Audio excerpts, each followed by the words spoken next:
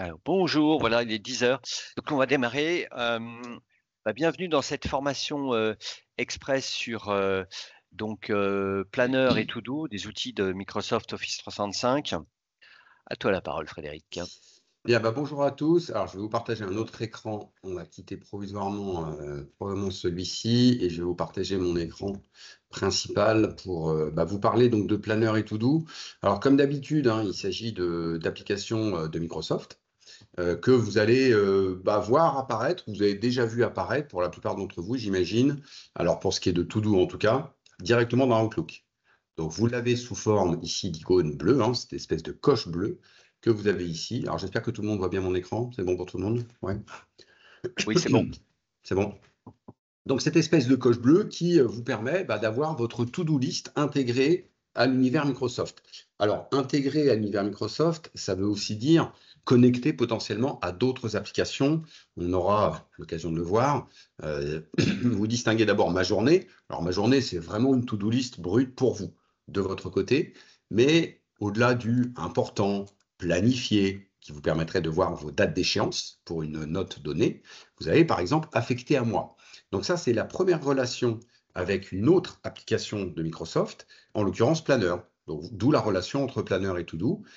Toutes les tâches qui vous seront affectées dans des planners, on verra de quoi il s'agit après, vont apparaître ici dans Outlook au niveau d'affecté à moi. Vous avez une autre interaction ici, alors celle-là qui est plus naturelle encore, entre Outlook et To-Do, parce que bien que ce soit intégré, ça reste une application potentiellement distincte. Et dans Courrier avec indicateur, vous allez tout simplement retrouver tous les mails que vous auriez marqués avec ce fameux indicateur de suivi. Donc le petit fanion rouge que certains d'entre vous utilisaient déjà. Alors, je ne rentre pas dans le détail des possibilités que vous avez dans Outlook. C'est relativement intuitif, hein. Vous avez des modes d'affichage différents. Vous avez la possibilité de, je vous disais, quand vous affectez une tâche, de définir un peu classiquement, évidemment, une date d'échéance, une éventuelle notification, un petit rappel, et puis une récurrence. Si, je ne sais pas, vous avez une réunion de service, par exemple, toutes les semaines, vous pouvez définir que cette tâche-là sera récurrente toutes les semaines.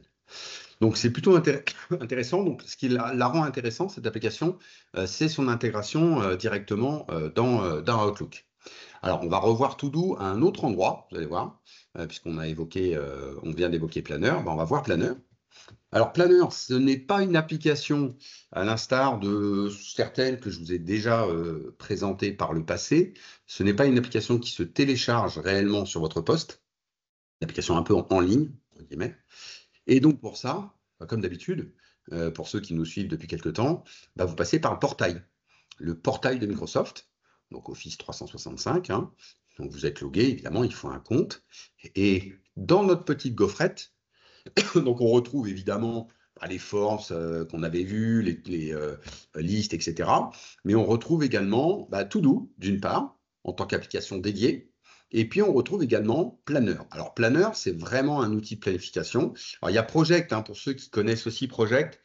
Project, c'est un peu différent. C'est un outil de gestion de projet qui va au-delà de Planner.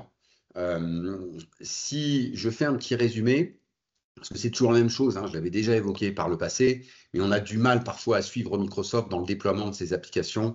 Il y en a un peu partout, ils veulent un peu tout faire, et du coup, pour l'utilisateur final, c'est parfois un peu difficile à suivre. Donc, globalement, vous avez To-Do, qui est une simple To-Do list pour vous, plutôt. Vous avez ensuite Planner, qu'on va voir ensemble, qui va vous permettre de planifier des tâches. Ça s'appelle donc Planner. Et puis, comme Planner n'est pas forcément suffisamment costaud pour faire de la planification, notamment sur de très gros projets, vous avez un vrai outil de gestion de projet qui est MS Project, que vous utilisez pour certains. Donc on est vraiment sur de l'intermédiaire avec Planner. Alors, je vais l'ouvrir dans un nouvel onglet, comme ça on aura les deux consécutivement. Évidemment, comme d'habitude, avec la sécurité, je vais faire une petite connexion. Ça, on ne peut pas y couper, hein, de toute façon. Tac, tac. Voilà. Faire ça. Et vous allez tomber sur... Bon, le premier accès, finalement, à Planner, hein, ça va être celui-ci. On va y arriver. 2, check. Et super.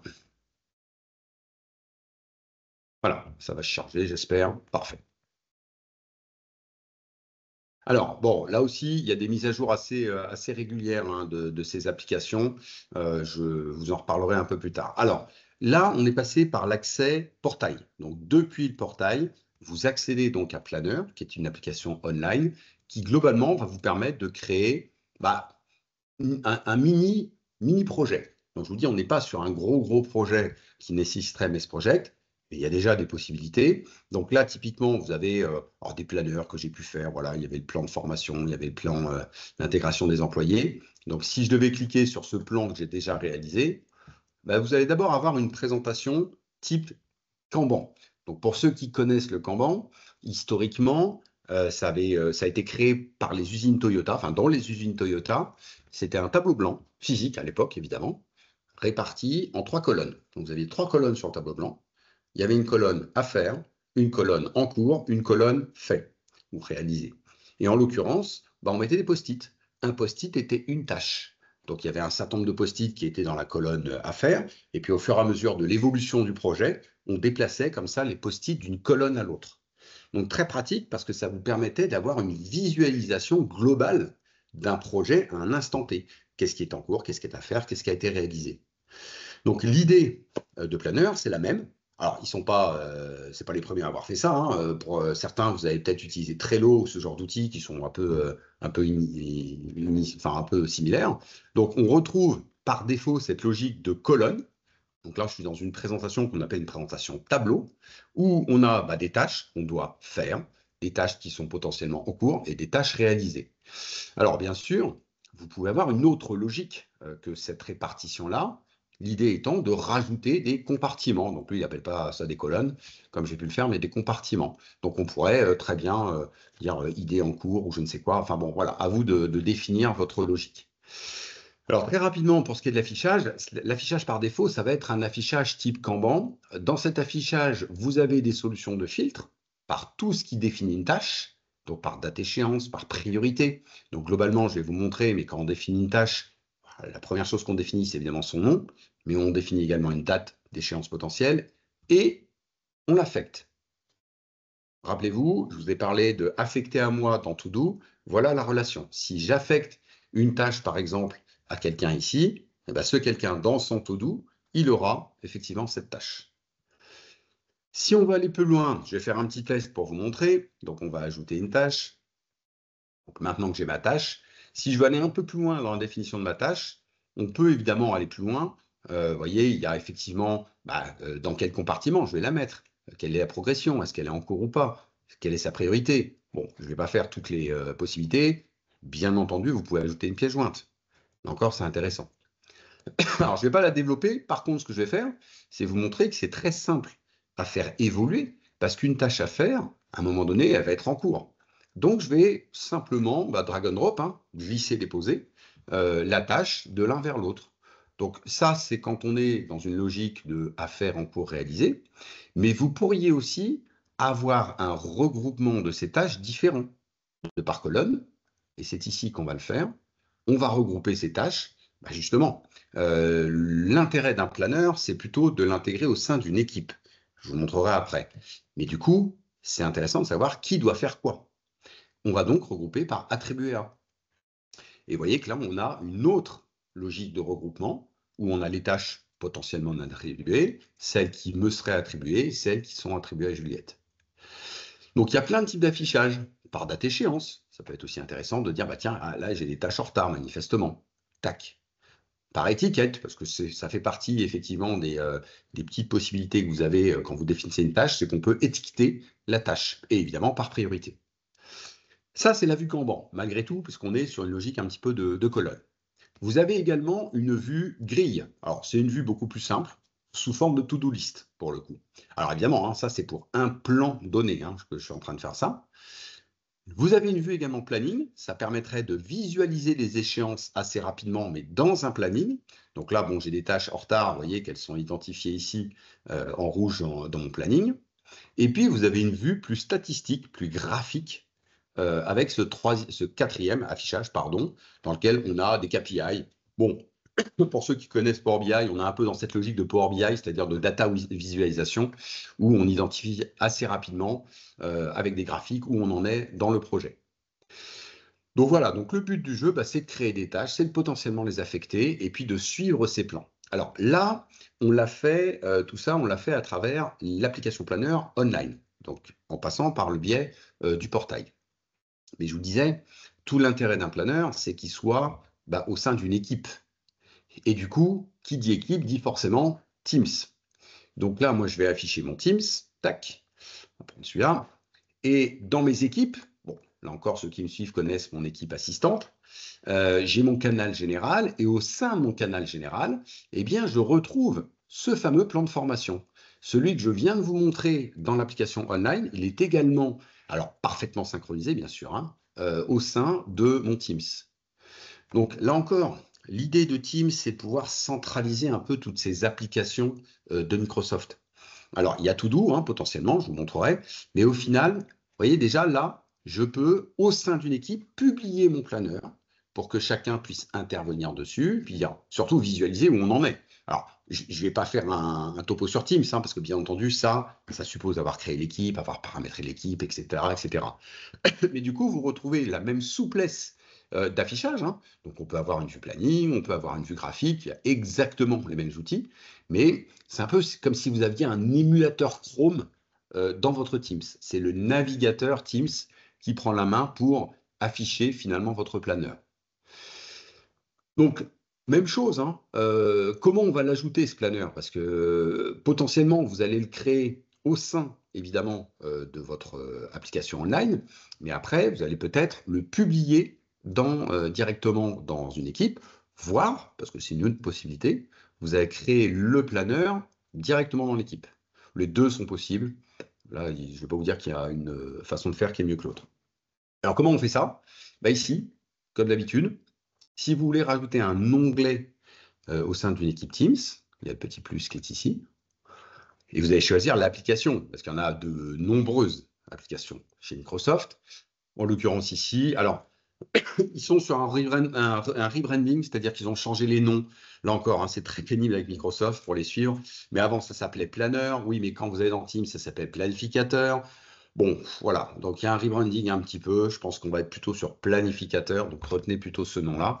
Donc là, je vais aller dans Planificateur parce que c'est effectivement ça. Et vous voyez qu'il va me proposer deux possibilités. Soit de créer un plan de toute pièce dans l'équipe directement, soit éventuellement d'utiliser un plan existant.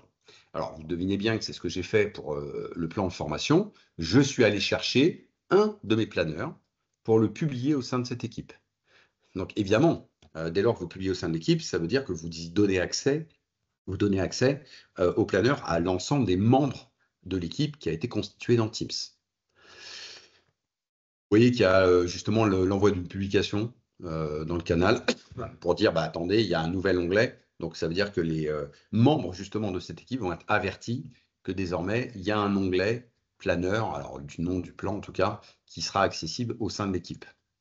Donc ça peut être pas mal. Donc, l'idée, c'est soit vous dites, moi j'ai mon équipe Teams, je vais créer un planeur au sein directement de mon équipe, créer un plan.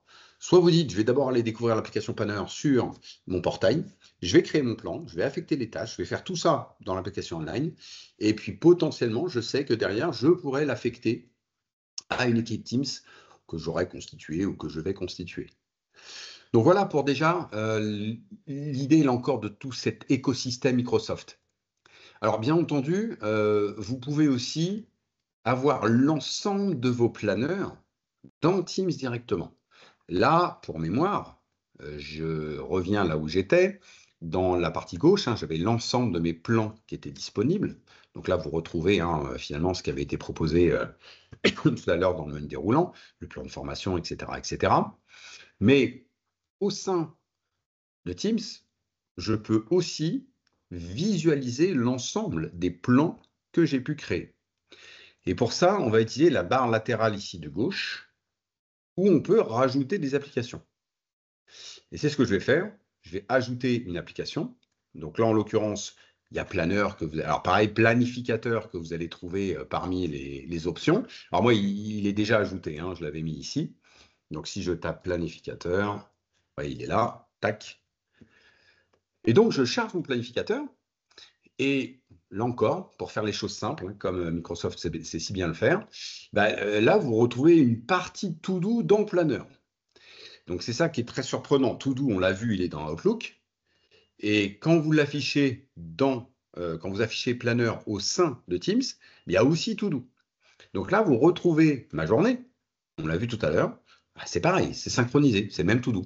Alors, c'est To-Do, j'allais dire, qui est lié à votre compte, bien entendu. Mes tâches, mais surtout mes plans. Et c'est là que ça devient intéressant, c'est que du coup, ici, alors j'aurais pu je ne l'ai pas fait, mais enfin j'aurais pu l'épingler, je vais le faire d'ailleurs.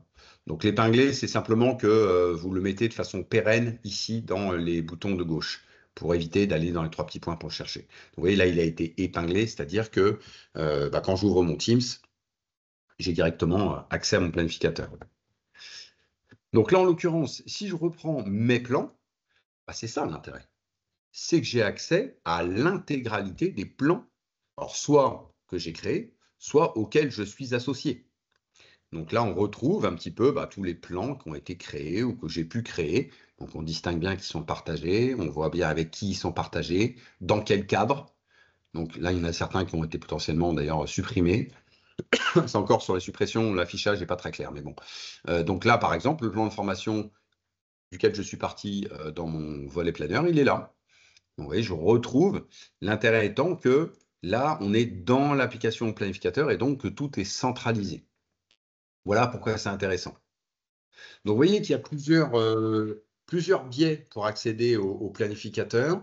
Donc, a priori, je vous dis, c'est plutôt la version online via le portail qui va vous intéresser au début. Maintenant, si vous êtes habitué à ça, vous pouvez aussi directement intégrer le tout dans Teams. Alors, je vais réafficher parce que je crois, et on va vérifier ensemble, parce que TOC, le To-Do, il n'est pas accessible en tant que non. Ouais, ils ne l'ont pas mis en tant qu'application dédiée. Donc, vous êtes obligé de passer par planificateur pour finalement avoir accès à votre To-Do list. Alors, je vais revenir au sein de l'équipe. Je vais vous montrer un petit peu dans le plan de formation. On va revenir là-dessus. Tac. Voilà. Là, il n'y a pas grand-chose sur celui-ci. Peut-être que sur Général, j'en avais un autre qui était un peu plus sympa. Je suis en train de regarder. Voilà, celui-ci est un peu plus riche. Non, alors celui-ci, c'est pas celui-là. Ouais, non, mais je vais prendre celui-là, c'est pas grave.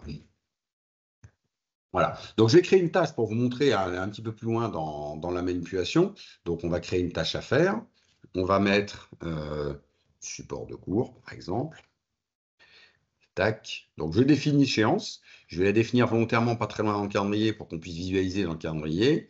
Je vais l'affecter. Alors, là, comme je suis au sein du canal assistante, enfin, un canal général de mon équipe assistante, bien entendu, vous êtes limité aux personnes de l'équipe, bien entendu. Hein. Donc là, je vais par exemple affecter à Véronique une tâche, alors qui n'est pas suffisamment détaillée.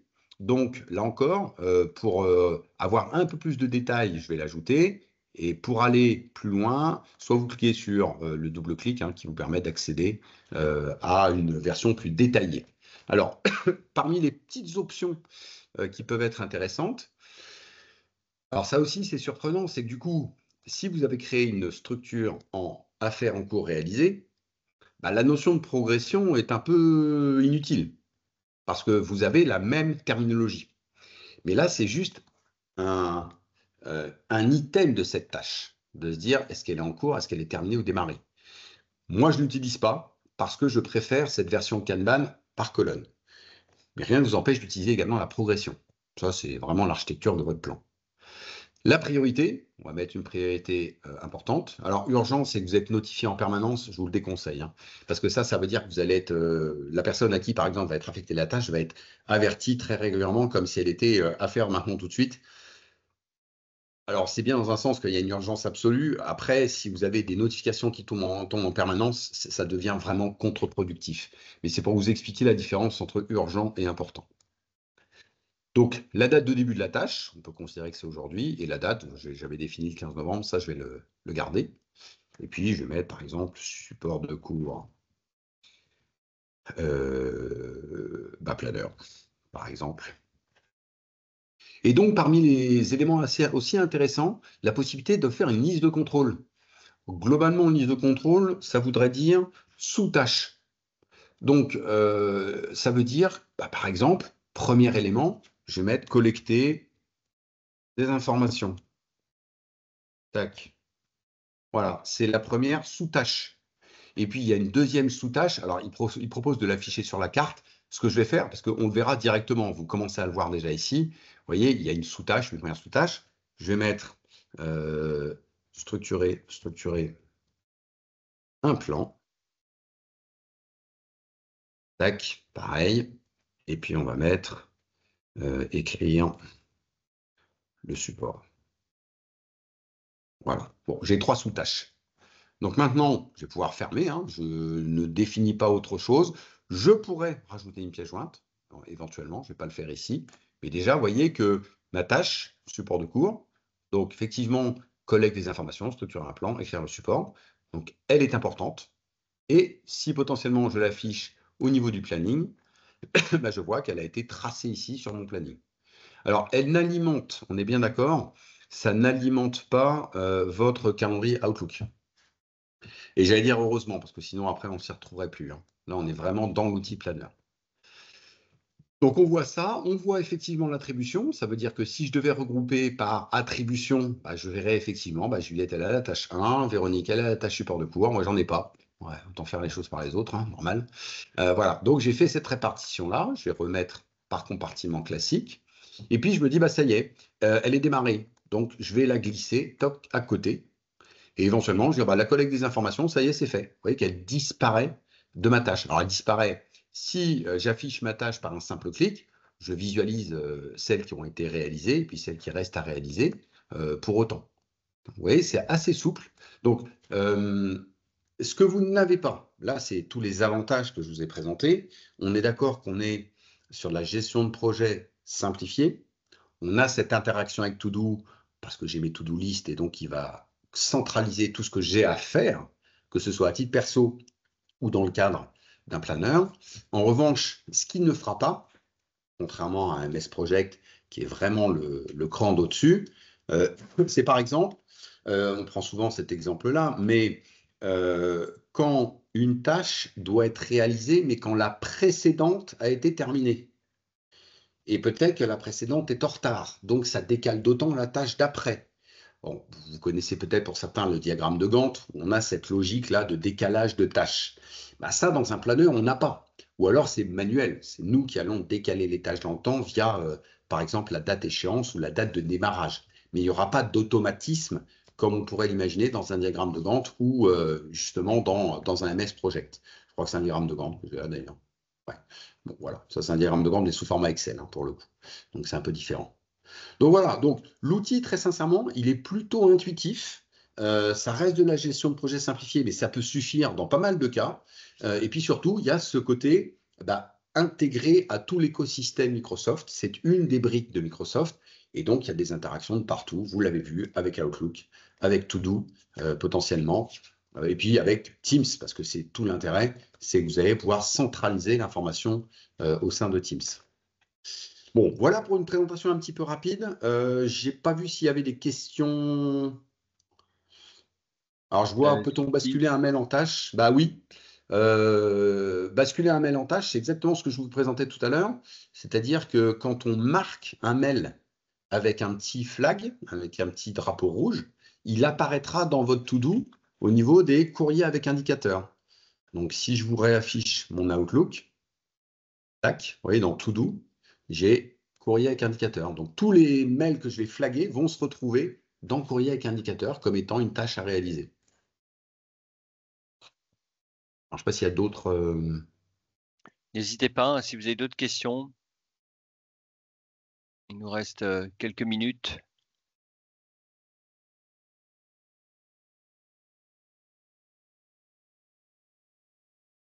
Ah oui, alors si on affecte une tâche à plusieurs personnes, j'ai l'impression que chacun d'entre elles peut définir la tâche comme terminée.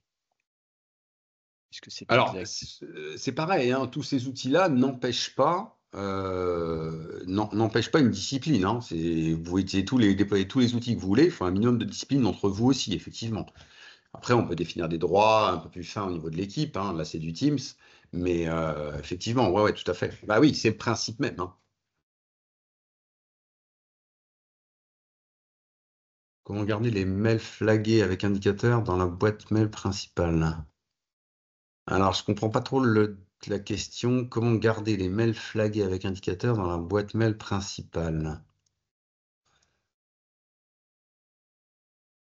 Bah, si le mail a été marqué avec un suivi, dès lors qu'il est réalisé, effectivement, il est déflagué, entre guillemets. Donc, il n'y a plus d'intérêt de le garder en flag si en tout cas, ça a été réalisé. Après, c'est juste le mail qu'il faudra gérer. On pourrait très bien imaginer que le mail, on va le classer dans un dossier qu'on aura prévu dans l'arborescence. Alors, je ne sais pas si c'est ça le sujet, mais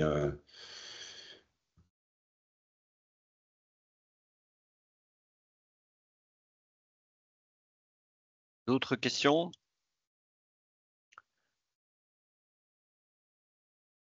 bon, en tout cas, ce n'est pas une application qui est difficile à prendre en main. Le plus difficile, c'est le projet en lui-même que vous allez mettre en place. Donc ça, c'est bon, l'organisation, évidemment. Mais d'un point de vue fonctionnalité, c'est pas compliqué. Alors pareil, hein, pour vous aider, vous avez, j'allais dire comme d'habitude, les aides qui sont à disposition. Donc là, dans mon planner, voilà, vous avez une aide via le petit bouton ici. Et vous voyez qu'on a bien démarré avec Planner si je vais là-dessus. Voilà. Alors, je sais pas s'il y a le... Ouais, ils n'ont pas forcément mis le lien direct. Mais je peux vous montrer ça. Donc là encore, c'est vraiment l'esprit de Microsoft. Chaque application prise une par une est plutôt intuitive. Et c'est vraiment l'interaction, les interactions avec les différentes briques de Microsoft qui rendent l'outil encore plus intéressant. Alors, je vois qu'il y a des QR, mais c'est dans les QR qu'on a vu tout à l'heure la question, je pense. Oui, voilà, ok.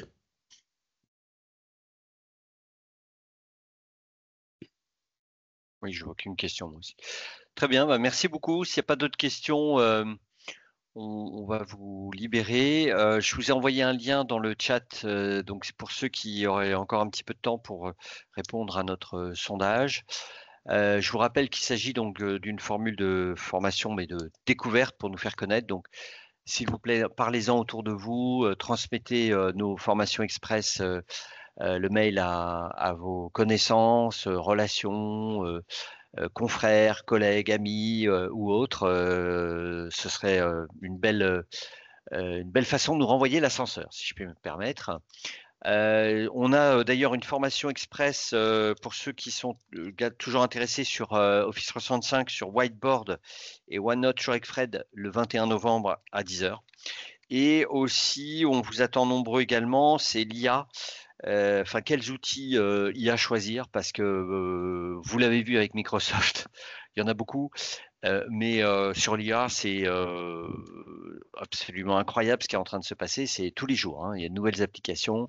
Donc, l'idée, c'est de vous faire un état des lieux le 28 novembre, donc à 10h30 avec Frédéric, mais un autre Frédéric Fèvre cette fois-ci, pour pouvoir y participer. Donc, n'hésitez pas à cliquer sur le lien, on vous renverra les. Enfin, normalement, vous avez reçu un lien avec la possibilité de vous inscrire, que je vous invite évidemment à transférer autour de vous. Voilà, merci beaucoup, il est 30. Merci Fred pour cette présentation brève et percutante sur le potentiel de l'outil et je vous souhaite à tous une excellente journée, une bonne rentrée après ce beau week-end prolongé et je vous dis donc à bientôt pour une autre formation express. Au revoir. Merci Fred. Merci. Au revoir à tous.